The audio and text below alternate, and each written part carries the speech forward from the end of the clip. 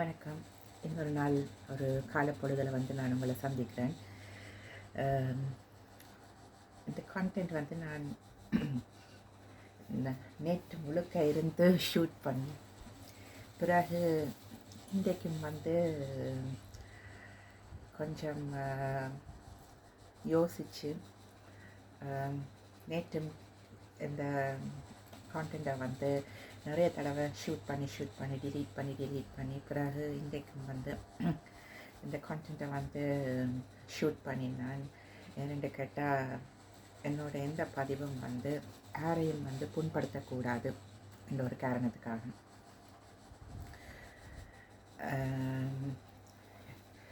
ஏனென்று கேட்டால் இலங்கை தமிழ் மக்கள் வந்து நிறைய கஷ்டப்பட்டு இந்த நாடுகளில் வந்து வாழ்வாசா வாழ்ந்த பட்சத்தில் கூட இந்த நாடுகளுக்கு வந்து அகது தஞ்சம் கோரி வாழ்க்கையை தொடர்ந்து இன்று வரைக்கும் வந்து நிலையான வாழ்க்கை என்று ஒன்று இல்லாமல் காசு பணம் என்னதான் இருந்தாலும் சந்தோஷம்ன்றது துப்புறதுக்கு இல்லை. என்னென்னு கேட்டால் நானும் என்னுடைய சிநேகிதி மேரும் கதைச்சு கொள்கிற விஷயம் என்னென்னு கேட்டால், இலங்கையில் நாங்கள் படித்து முடித்து வேலை செய்து கொண்டிருக்கிற காலப்பகுதியில் வந்து சனி ஞாயிறு ரொம்ப ஃபன்னாக இருக்கும். எங்களுக்கு கார் எடுத்துக்கொண்டு எங்கேயாவது போயிடுவோம், ஷாப்பிங் போவோம், சினிமா போவோம், அப்படி பல விஷயங்கள் நாங்கள் செய்திருக்கிறோம்.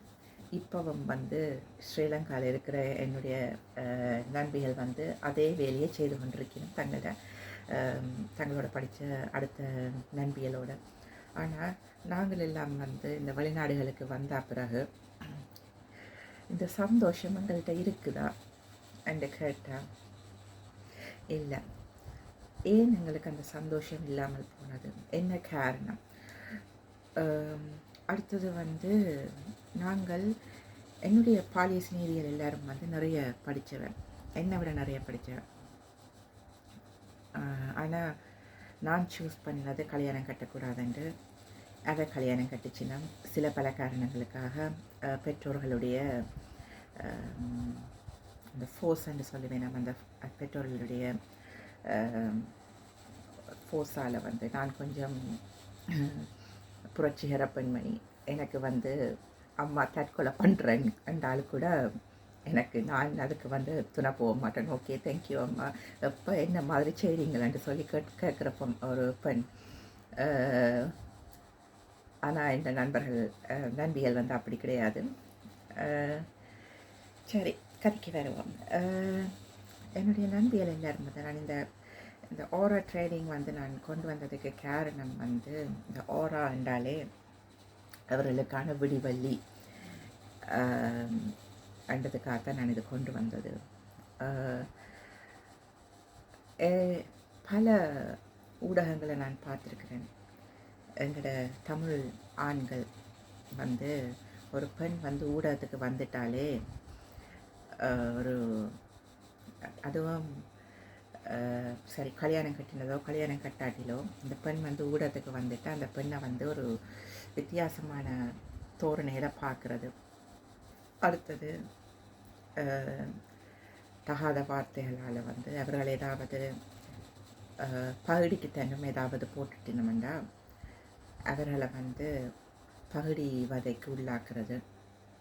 இதனால தான் ஆண் வர்க்கங்கள் வந்து தங்களோட ஆண் வர்க்கங்களை பற்றி தெரிஞ்சபடியால் தங்களுடைய பேரியரை வந்து இது இந்த மாதிரி மீடியாக்களை அனுப்புறது இல்லையோன்றது எனக்கு ஒரு சின்ன உறுத்தலாக இருக்குது. எத்தனையோ ஃப்ரெண்ட்ஸ் வந்து நிறைய படிச்சிருக்கேன்.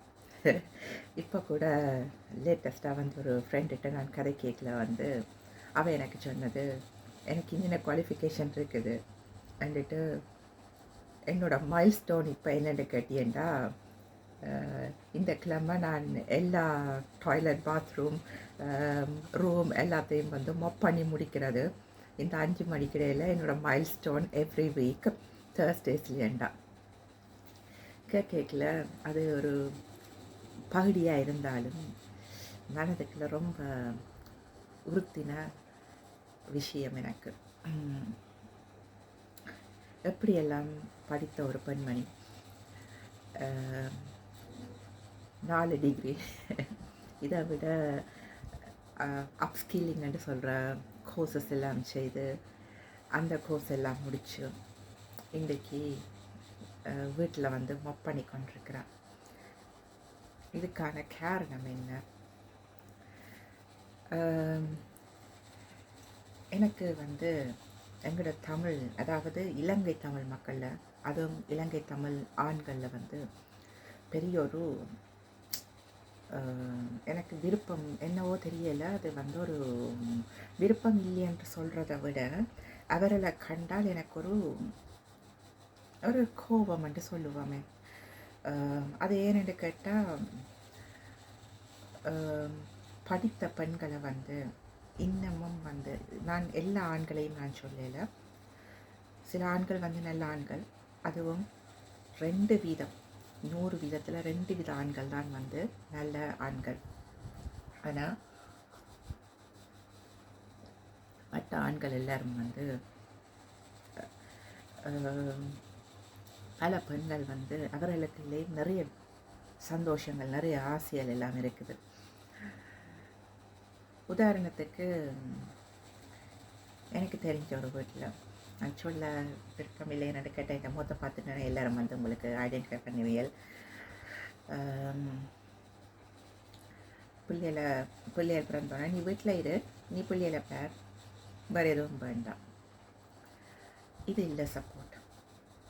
பெண்கள் வந்து கமாடிட்டி, செக்ஸ் கமாடிட்டிஸ் கிடையாது.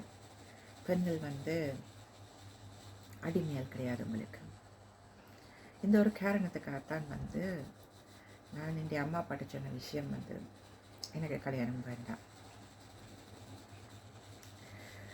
அது நான் வந்து என்ன வந்து ஒரு மேரிட்டல்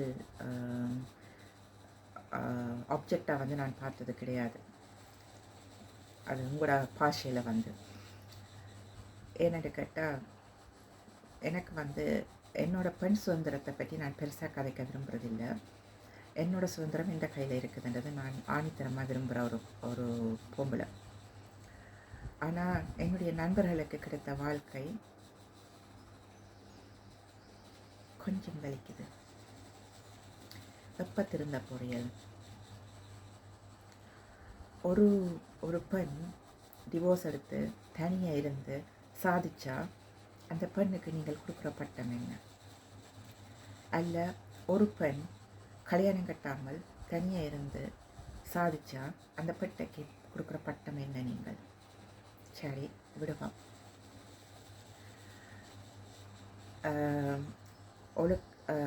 என்ன சொல்கிறது, அது வந்து இப்போ ஆண்களை மட்டும் நான் கூட சொல்ல மாட்டேன். பெண்களாகிய நீங்களும் பிளவுறதா? ஏன்னு கேட்டால் கிட்டடியில் வந்து நான் நினைக்கிறேன் ஒரு 2 வருஷத்துக்கு முதல்ல, 1 வருஷத்துக்கு முதல்ல, எனக்கு சரியாக ரீக்கப் பண்ண முடியலை, ஒரு இந்திய பெண்மணி, தமிழ் பெண்மணி, அது இலங்கை தமிழ் பெண்மணியான்னு எனக்கு தெரியலை, எனக்கு இந்த ஊடகங்களில் வந்து இந்திய தமிழ் பெண்மணி என்று தான் போட்டிருந்தது. அவள் வந்து உடுப்பு எல்லாத்தையும் கலட்டிட்டு ஒரு சைக்கிளில் ஓடுற மாதிரி. அப்போ அவளுக்கு நிறைய பட்டங்கள் கட்டிச்சினேன். நான் இதுக்காக சொல்ல வரையில் உடுப்புகளை கலட்டிட்டு போகிறது நல்ல விஷயம் என்று. ஆனால் அந்த முதலாவது ஆண்களை விட வந்து முதலாவது என்னுடைய பாலிய சிநேகிதான் ஃபோன் பண்ணி எனக்கு சொன்ன விஷயம், இங்கே பாரு எவ்வளோ குப்பையாக நடக்குது இந்த பொம்பளையலண்டு. நான் என்கரேஜ் பண்ண சொல்லலை.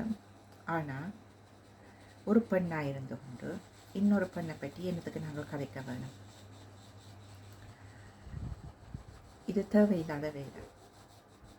நான் அவ செய்தது சரி தப்பு என்று சொல்ல வரையில. ஆனால் அது அவன்ற சுதந்திரம், அவளுக்கு தெரிய வேணும். நாளைக்கு உடுப்பை கலட்டிட்டு போனால் என்ன கான்சிக்வன்சஸ் எல்லாத்தையும் அவள் ஃபேஸ் பண்ணுவான்னு சொல்லி அது அவளுக்கு தெரிஞ்சிருக்குது. அவள் ஃபேஸ் பண்ணுறா, அவளுக்கு தெரியும், அவள் தைரியமான பொம்பளை. இப்போ என்னிட்ட கேட்டிங்களேன்டா கலட்டிட்டு போவேனான்டா, கடைசி வரைக்கும் இல்லை, அது முடியாது. அப்போ ஒரு ஆண்களை விடவும் பெண்கள் வந்து குட்டி குட்டி வளர்க்குறது இல்லை தங்களுடைய மகன் மேலே. எப்படின்னு கேட்டால் ஒரு பெண் வந்து கொஞ்சம் உடுப்பை தடமாறி போட்டுட்டாண்டா ஏதோ ஒரு பாகம் தெரிஞ்சிட்டுதான்னு சொல்லி சொன்னால் உடனே பெண்கள் வந்து தங்களோட பிள்ளைகளையோ தங்களோட ஆண் பிள்ளைகளையோ அல்லது புருஷன் மேலேயோ அல்லது தகப்பன் மேலேயோ வந்து திருத்துறது கிடையாது, குட்டுறதில்லை. ஆனால் அந்த பெண்ணை பற்றி விபச்சாரி, அந்த பெண்ணை பற்றி எவ்வளவு தரக்குறைவாக கலைக்க முடியுமோ அவ்வளோ தரக்குறைவாக கலைக்கிறது. இதுதான் வந்து நான் சொல்கிற விஷயம். நான் வந்து இந்த பெண்களுக்கு வந்து சுதந்திரத்தை கொடுங்கோ. அவர்களுக்கு தெரியும் நீங்கள் சுதந்திரம் கொடுக்கல எங்கே இருக்க வேணுமாட்டு.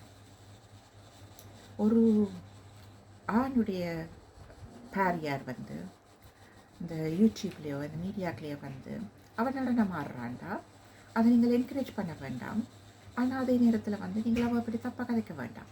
அவள் ஆட்டம், அவள் வந்து ஆடி திரியிறவ, அவள் வந்து ஒரு பேச, அவள் சுண்டி இழுக்கிறவ ஆண்களை, இந்த மாதிரி கதைகள் என்னத்துக்கு நாங்கள் தவிர்க்கலாம் தானே. அவள் அப்படி செய்கிறாவா? அவள் வந்து ஆண்களை இப்போ எனக்கு வந்து கல்யாணத்தில் விருப்பம் இல்லை. இப்போ எனக்கு வந்து ஏன்னு கேட்டால் இப்படியான ஆண்களை வந்து எனக்கு கல்யாணம் கட்டுறதுக்கு ஒன்றுக்கு 5000 தடவை, 500 மில்லியன் தடவை, 1000 மில்லியன் தடவை யோசிப்பேன். அது பகிரங்கமாக நான் எல்லார்ட்டையும் சொல்கிற விஷயம். நான் வந்து செக்ஸ் கமோடிட்டி கிடையாது. அதே நேரத்தில் நான் வந்து ரீப்ரொடக்டிவ் மெஷினும் கிடையாது. எனக்கு ஒரு ஆண் வந்து மரியாதை எப்படி தரணும்னா என் அப்பாட்ட படித்த விஷயம். என் அப்பா வந்து என் அம்மாவை வந்து எப்படி நடத்துகிறார் என்றதை நான் பார்த்த விஷயம். அந்த அளவுக்கு காதல் எங்கே போனாலும். ஆனால் என் அப்பாட்ட வந்து நான் கேட்குற விஷயம் வந்து எங்கள் எல்லாரையும் வந்து வெளியில் கொண்டு போயிருக்கல பஞ்சிங்கன் குட்டியல்னு தான் சொல்லுவார் தன்னுடைய பிள்ளைகளை. ஆனால் என் அம்மாவை இன்ட்ரடியூஸ் பண்ணிக்கல மட்டுக்கும் அப்பா சொல்கிற விஷயம் வந்து என்னோடய வேலைக்காரி என்றுவார். எனக்கு ஒரு பயங்கர கோபம் வந்துச்சுது. அப்போ ஒரு நாள் நான் அப்பாட்டையே கேட்டேன், ஏனப்பா அது நாங்கள் வந்து உங்களுக்கு பிறந்தபடியாக நாங்கள் வந்து பஞ்சிங்க குட்டியல், அம்மா வந்து வேறு ஒருத்தனுக்கு பிறந்தபடியாக அவள் வந்து வேலைக்காரியாண்டு.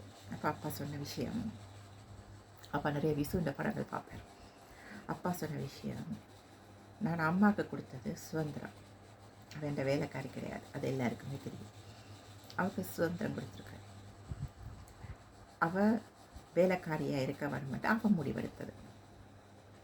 ஆனால் அம்மா எனக்கு தந்தது ஃப்ரீடம். அப்போ நான் அப்பாட்ட கேட்டேன், அது என்னப்பா வித்தியாசம்? சுதந்திரம் வேண்டா இண்டிபெண்டன்ஸ். நாங்கள் எல்லோரும் வந்து நிறைய தப்பாக நினைக்கிறது இந்த வெள்ளைக்காரன்ட்ட இருந்து நாங்களாம் இண்டிபெண்டன்ஸ் கிடைச்சதுன்னு சொல்லி கிடையாது. எங்களுக்கு கிடைச்சது ஃப்ரீடம். முதல்ல என் அப்பாட்ட தெரிஞ்சு வந்த விஷயம். ஃப்ரீடம் என்றால் அதுக்கு ஒரு ஸ்கோப் இருக்குது. அம்மாட்ட எப்போவே பதில் கட்டுக்கொண்டு போவார், சரி வெளில என்ன வேண்டி கொண்டு வர வேணும், அம்மாவுக்கு சொல்லி கொண்டு போக வேணும், எங்கே போகிறேன்னு எங்கே வரேன். அம்மா சும்மா கத்துவா, எனக்கு தெரியாது எங்கே போகிறாரு எங்கே வாராருண்டு, அம்மாவுக்கு தெரியும் எங்கே போகிறாரு எங்கே வாராருண்டு. ஏதாச்சும் அம்மாவுக்கு வந்து அம்மா கொடுத்த அம்மாண்ட அவர்கிட்ட கை வந்து அம்மாவுக்கு கொடுத்த விஷயம் வந்து அவரை பற்றி ஃப்ரீடம் கொடுத்துருக்குறார். ஆனால் அப்பா கொடுத்த இண்டிபெண்டன்ஸில் அம்மா வந்து வெளியில் போகலை. ஏனென்னா அவருக்கு கொஞ்சம் பயம். என்ன காரணம்? எனக்கு ஒரு இண்டிபெண்டன்ஸ் கிடச்சிருக்குது, எனக்கு அதுக்கு ஸ்கோப் இல்லை, எனக்கு எது சரி எது தப்புன்னு எனக்கு தெரியாது, எப்போ குட்டு விழுவண்டு எனக்கு தெரியாது. அந்த பயத்தில் அம்மா இண்டிபெண்ட் அந்த பயத்தில் அம்மா இருந்துட்டு. அப்போ இதை வந்து நீங்கள் ஏன் வந்து உங்களோட ஒய்ஃப், உங்களோட குழந்தைகள், உங்களுடைய அம்மாவுக்கு நீங்கள் ஏன் கொடுக்குறீர்கள் இல்லை? அடுத்தது இந்த பெண்கள்கிட்ட ஒரு தாழ்மையான விண்ணப்பம், தயவு செய்து இன்னொரு பெண்ணை அதாவது இலங்கை தமிழர், எங்களுக்கு இந்தியா வேண்டாம். நான் ரேசிஸ்ட் என்று சொல்ல மாட்டேன், ஆனால் சின்னல்ல பார்த்து வளர்ந்தது 1987களில் வந்து நிறைய விஷயங்களை நான் பார்த்தது கண்கூடாக. அதுக்கு பிறகு எனக்கு இந்தியரில் வந்து என்னவோ தெரியலை, எனக்கு விருப்பம் இல்லை. அதை நான் ஓப்பனாயே சொல்கிறேன். அவர்களுடைய பழக்க வழக்கங்கள் எல்லாம் வந்து சரியான வித்தியாசம். தயவுசெய்து எங்களோட மக்களும் அதுகளுக்குள்ள போய் விழுந்துடாதீங்கோ. உங்களோட பேரியாருக்கு வந்து எவ்வளோத்துக்கு சுதந்திரம் கொடுக்க முடியுமோ அவ்வளோ சுதந்திரம் கொடுங்க. சுதந்திரம்ன்றது வந்து நீங்கள் கொடுக்குற ஃப்ரீடம் கிடையாது. ஒருத்தர் தங்களை பற்றி தப்பாக எடுக்கிறது. நான் இதுக்காக எல்லா பெண்களும் வந்து நல்லவைன்னு சொல்ல மாட்டேன் என்று கேட்டால் கொடுத்த சுதந்திரத்தை வந்து தப்பாக பிரிய வைக்கிறது. தயவு செய்து அட்லீஸ்ட் இன்னொரு பெண்ணை வந்து கழுவி ஊற்றாமலாவது இருந்து. ஏன்னா நிறைய கஷ்டப்பட்டு நாங்கள் இந்த நாட்டுக்கு வந்து நிறைய விஷயங்களை இழந்து இன்று வரைக்கும் நாங்கள் சந்தோஷமாக இருக்கிறோமாண்டா கிடையாது. வெளியில் வந்து நாங்கள் வந்து ஃபேஸ்புக்கில் எல்லாம் நல்ல படம் எடுத்து போடுவோம் சந்தோஷமாக இருக்கிற மாதிரி. அது உண்மையாக கேட்டிங்கன்னு சொல்லி சொன்னால் இந்த பெண்கள் வந்து நிறைய சந்தோஷத்தை இழந்து தான் இந்த படங்கள் எல்லாம் எடுத்து போடுறது. அதே நேரத்தில் தயவு செய்து நான் வந்து யாரோடையாவது அப்ரோச் பண்ணி கதைச்சா அல்லது நீங்கள் வந்து தப்பான கண்ணோட்டங்களில் வந்து ஒரு பெண் கல்யாணம் கட்டாமல் இருந்தால் அந்த பெண்ணுக்கு எத்தனையோ பிரச்சனைகள் இருக்குது. அதில் வந்து விரும்பாது. நான் சொன்னேன் முதல்ல எனக்கு விருப்பம் இல்லை. நான் வந்து ஒரு செக்ஸ் கமாடிட்டியை நான் பார்த்தது கிடையாது. நான் வந்து ஒரு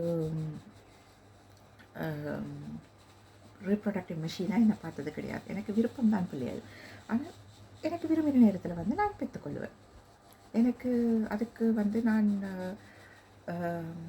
ஆணை வந்து இந்த காலத்தில் அப்ரோச் பண்ணணுமென்ற அவசியம் இல்லை. விளங்குதான். என்கிட்ட காசு இருந்தால் நான் அதை காசு கொடுத்து நான் அதை செய்து கொள்வேன். அப்போ நீங்கள் வந்து எப்படி இன்னொருத்தரோட வந்து அப்ரோச் பண்ணுறீங்கன்றதை தயவு செய்து இந்த ஆண்கள், இந்த பெண்கள், அதுவும் இலங்கை வாழ் மக்கள் வந்து திருந்துங்க. நான் வந்து பெண்ணியம் கதைக்கிறேன், சட்டம்பி கதை கதைக்கிறேன்னு தயவு செய்து சொல்லாதீங்க. நீங்களே ஒரு இடத்துல ஒரு கதிரையில் இந்த இடத்துல இந்த நாடு எனக்கு ரொம்ப பிடிக்கும் என்று கேட்டு நிறைய கதிரைகள் இருக்கு. என்னோட பரிணாம வளர்ச்சி வந்து அந்த கதிரையில் தான். எத்தனையோ நாள் வந்து நான் அந்த கதிரையில் இருந்து அழுதும் இருக்கிறேன், புரட்சிகரமான முடிவுகளும் எடுத்திருக்கிறேன். இந்த கதிரையில் இருந்து யோசிச்சு பாருங்க, நாங்கள் எங்களுடைய பெண்டாட்டிமாருக்கு வந்து கொடுத்தது என்னண்டு. அதே மாதிரி பெண்கள் நீங்கள் வந்து சரியாக நடக்கிறீங்களா?